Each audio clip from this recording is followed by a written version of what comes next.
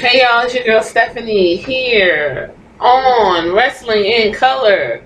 Welcome. Let's dive into this. And before we do, please rate, comment, subscribe, thumbs up, thumbs down, all of that. Join in. Be proactive. Let's talk. I love to talk wrestling. So I was on the internet and I came across this situation that really makes me sad, and it's about Apollo Crews. And Apollo Crews admits that he's not satisfied with where he is in his career at the WWE, and I'm not satisfied either, and I can say that for a lot of people. But this particular episode is going to be about Apollo specifically. Apollo Crews got the look, got the smile, got the body. He's the whole package. So why isn't he where he needs to be? I mean, he has a better body than Kofi Kingston, that's for sure. Both of them are directly from the continent of Africa. So why is Kofi Kingston where he's at, not Apollo? Well, let's get a little back history before we dive into what is stopping him. His real name is Sik Sung Ugh. I don't know. He started his career in 2009, originally working under the name Ul Nation, and made his breakthrough in 2011 when he was signed by Dragon Gate USA Promotion, which also led him to make his first trip to Japan to work for Dragon Gate. And you've all heard of Dragon Gate because Neville was the Dragon Gate champion for a very long time. Neville, who is now Pac, and he will be going up against, what is his name? Up against old boy at All Out. Y'all know that. Kenny Omega. In place of Jon Moxley, right? So in 2015, signed with WWE and was signed to his developmental brand NXT. This was 2015, folks. We're in 2019, this is 4 years now, where he was given the ring name Apollo Crews. He was promoted to WWE's main roster in April of 2016, which a lot of people will say was entirely too fast. I don't really know why he was pulled so quick, but I think it was too fast for Apollo. He is standing at 6'1", and he weighs 240 pounds, which is perfect for heavyweight, mid-carder. Apollo Crews is known as both as a high flyer and a power wrestler. He lives in Stone Mountain, Georgia. He was born in Sacramento, California, raised in Georgia, pro wrestle. Big fan of Stone Cold, The Rock, Kurt Angle. He was born in 87, so I could dig it. He played various sports, wrestling, soccer, football, track and field. He is very athletic. We already know that. We've seen him in the ring. He's won the Alabama-based Great Championship Wrestling, Houston, Texas-based Pro Wrestling Alliance. He's won. You know, apparently on his independent scene, he's been busting it out. You know. So with all of that, he was only in NXT for 1 year. Why did they bring him up so fast? Do you think that he really didn't develop properly? Because I'm going to tell you something. When Apollo Crews comes on the TV, I don't get anything. I don't have nothing. I don't have a feeling. It's just, hey, that's Apollo. He has a great smile. Got a great body. Beautiful chocolate skin. That's it. When him and, what is Bobby Lashley was doing, their Clash of the Muscles, that one episode, his physique is beautiful, and so is Bobby Lashley. But that doesn't translate into anything. Why isn't he not translating with the audience is the question. 2016, he made his main roster debut on Raw with Tyler Breeze. He defeated Tyler Breeze, and Crews then entered a feud with Social Outcast, defeating each member of the stable, culminating in a match on the April 18th Raw. Prior to that match, Crews agreed to join the Social Outcast if any member of the stable could defeat him. As part of the agreement, the Social Outcast also agreed to leave Crews alone if they won. Crews defeated Heath Slater, and he ended the feud. Cruz suffered a loss on the main roster May 23rd. He lost to Chris Jericho in the Money in the Bank qualifying match. The loss was blamed on Sheamus. July 19th, Cruz was then drafted to SmackDown in 2016 draft.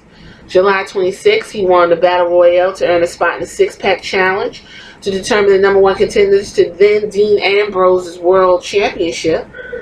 Later, that same episode, he defeated Dolph Ziggler. And this also included AJ Styles, Baron Corbin, Bray Wyatt, and John Cena. Following week, he defeated Baron Corbin and Kalisto and became the number one contender to the Intercontinental Championship. Cruz received his title shot at SummerSlam and lost to The Miz. Cruz defeated The Miz in a non-title match 2016.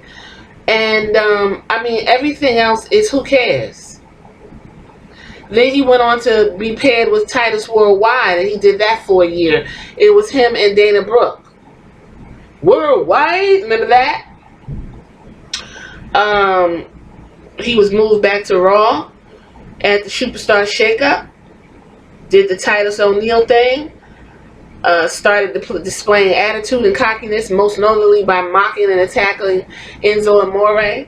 Following week, Kalisto confronted him and his alliance, resulting in a match. Cruz lost. Now, the Titus Worldwide brand was a losing brand anyway, but it gave Apollo identity and a way to kind of shine over Titus. Titus is another story. We'll have to spotlight him in another episode because I don't even understand what's going on there. So he went back to singles competition in 2018, and ever since then he's been pretty much there. Fast forward to here. Apollo Crews recently spoke with The Wrap and said he's not satisfied where he is in his career, but added that a King of the Ring win could have changed all that. Well, we already know that Drew McIntyre is set to be chosen as King of the Ring. The interview was done before Crews lost his first round King of the Ring match to Andrade. Remember? Crews said he wanted to shock the world. WWE, he felt he would have done much more than he thought he would have done much more by now. He said he trusts the process.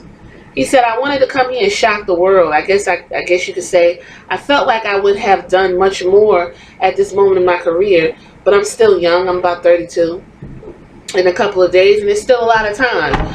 I'm still very patient in understanding how the process works, and I'm trusting the process. So he's going to continue to trust the process, and I'm going to tell you what's going to happen to Apollo Crews. He's going to be in the same position he was in this year, the year before, and the year before that. Apollo Crews should have never been brought up from NXT so soon, and honestly, if NXT is going to USA, I think they should let Apollo Crews go back to NXT.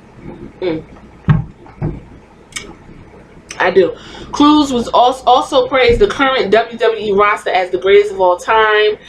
He was asked if the King of the Ring tournament is diminished by being held on TV instead of a pay-per-view. He said, no, I don't think anything is diminished at all. First of all, the talent that we have, in my opinion, I think is the greatest. Of course, what is he going to say?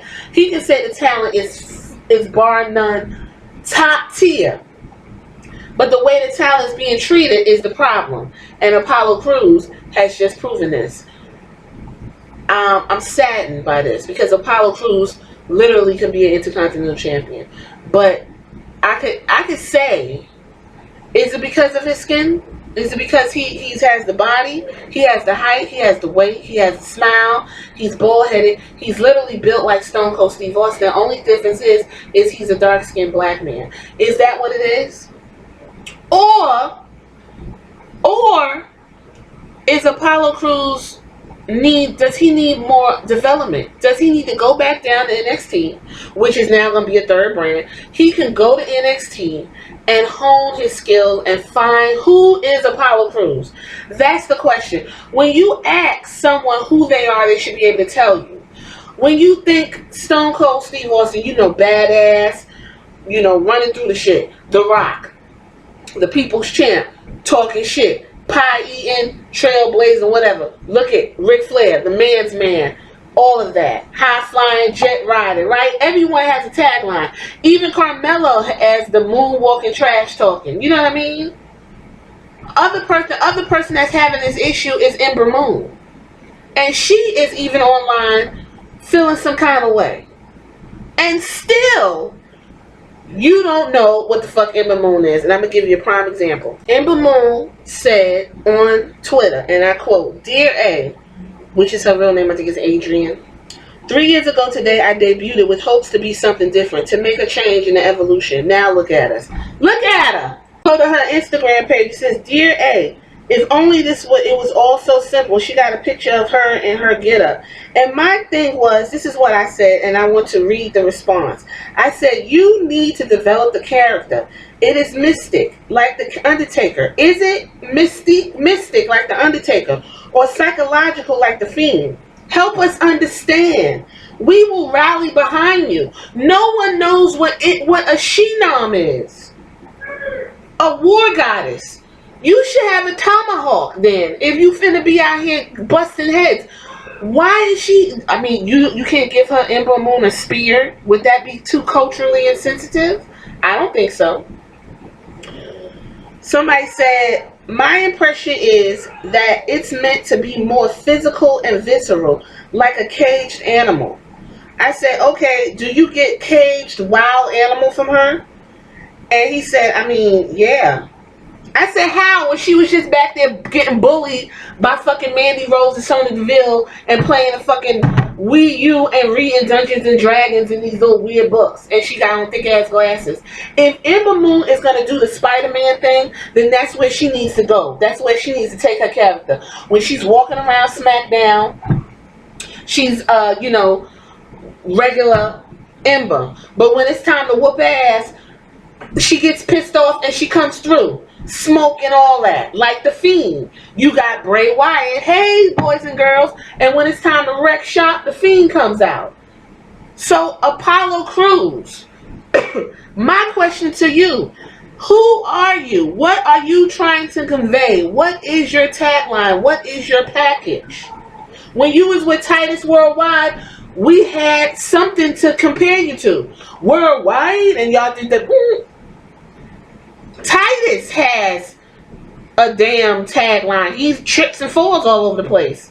There you go. Dana Brooke even has something going on. She comes out and she does her muscle, kind of like a muscle man dance, as Bray Wyatt puts. Do the muscle man dance and pumps up the audience before the show starts. She has an identity. Apollo Crews does not have an identity, and I think at this point WWE on the main roster has moved away from Apollo Crews, and he's going to be stuck with his wheels turning. I think what Apollo Crews needs to do is go back down to NXT and get in the mix, just like Tyler Breeze has done, just like Fandango, and you got them back together as a tag team. It's nothing wrong. And they're back to being on. Now they're going to be on USA. They might get a little bit more in their paycheck, which remains to be seen because they're independent contractors, and being that Vince is who he is, he's probably going to jam them, but that's another conversation. But I think he still has time, like he said, to put all of his stock in the process. But if he stays on Raw, he's going to be really upset in the next 2 years. He's 32. In the next 3 years, he'll be 35. If he doesn't make some moves now and rock the boat, I think the boat's going to pull off without Apollo. So that's what I wanted to just get in real quick. What you think? Do you know who Apollo Crews is? When you see Apollo Crews, do you get excited? Do you have a feeling? Is it just like, oh, there go Apollo? Let me know in the comments. How about that? Who is Apollo Crews? That's the question. And Apollo needs to answer that question as well and come back and tell us something. All right, y'all. I'm going to drop it here. This is Stephanie, your girl. This is Wrestling in Color Podcast on YouTube. Give me a thumbs up, thumbs down. Make sure you see that link at the top in my banner. That's the link to my Instagram, Wrestling in Color. So you might want to keep up with me. All right, y'all. Till next time. Bye.